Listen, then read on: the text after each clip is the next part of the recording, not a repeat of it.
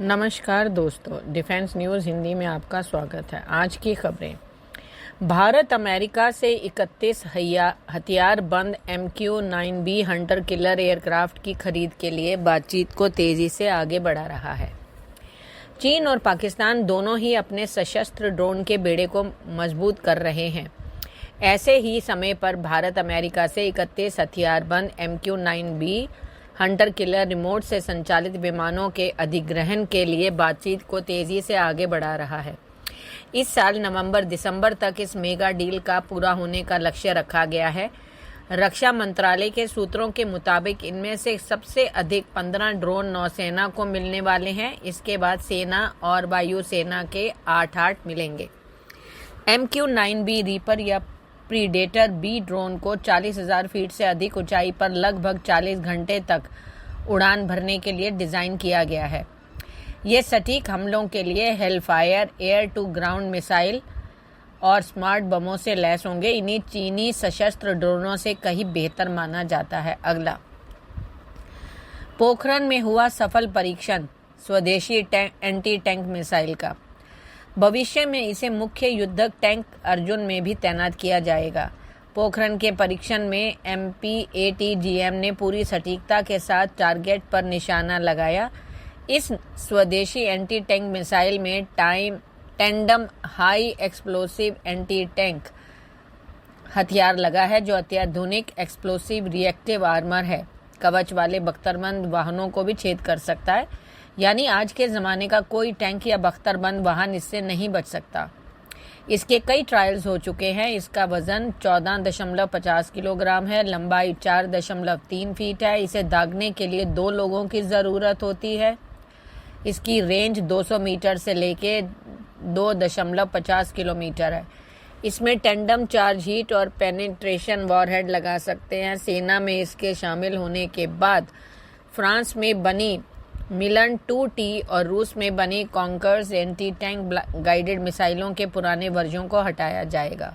अगला, नए long range glided बम गौरव का सुखोई 30 Mk1 फाइटर जेट में से सफल परीक्षण।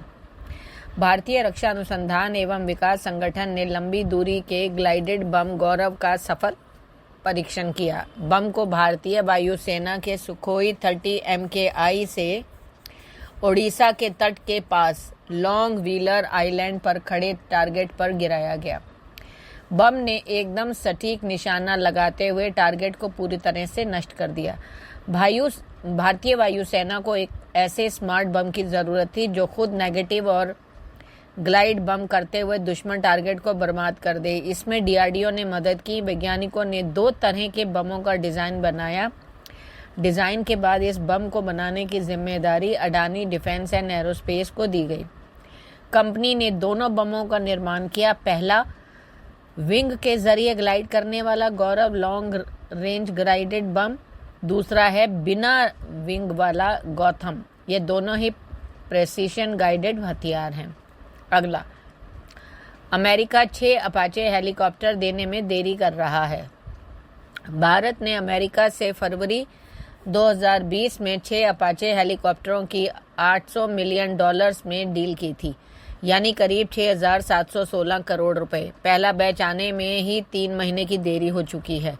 रक्षा मंत्रालय और अन्य सूत्रों ने बताया कि अमेरिका में किसी तकनीकी वजह से यह देरी हो रही है। फिलहाल अमेरिका की तरफ से यह स्पष्ट नहीं बताया गया कि इनकी डिलीवरी की अगली तारीख क्या होगी। सेना को इस साल मई में जोधपुर के नागतालाव में पहले अपाचे स्क्वाड्रन बनाना था।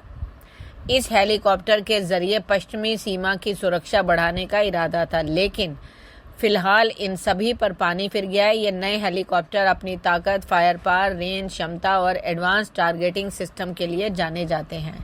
अगला, जापान प्रधानमंत्री पद छोड़ेंगे फूमियो किशिदा। जापान में अगले महीने प्रधानमंत्री का चेहरा बदल सकता है। मौजूदा प्रधानमंत्री फूमियो किशिदा ने सितंबर में होने वाले पार्टी अध्यक्ष का चुनाव लड़ने से इनकार कर दिया है। जापान के सरकारी टीवी चैनल NHK की खबर में ये जानकारी दी गई है। प्रधानमंत्री फूमियो किशिदा ने अपनी सत्तारूढ़ पार्टी के अधिकारियों को सूचित किया है कि वे सितंबर में होने वाले पार्टी अध्यक्ष के चुनाव में भाग नहीं लेंगे। किशिदा को 2021 में अपनी सत्तारूढ़ लिबरल डेमोक्रेटिक पार्टी का अध्यक्ष चुना गया था और उनका कार्यकाल सितंबर में समाप्त हो रहा है। अगला, बांग्लादेश के सेना प्रमुख ने किया बड़ा खुलासा।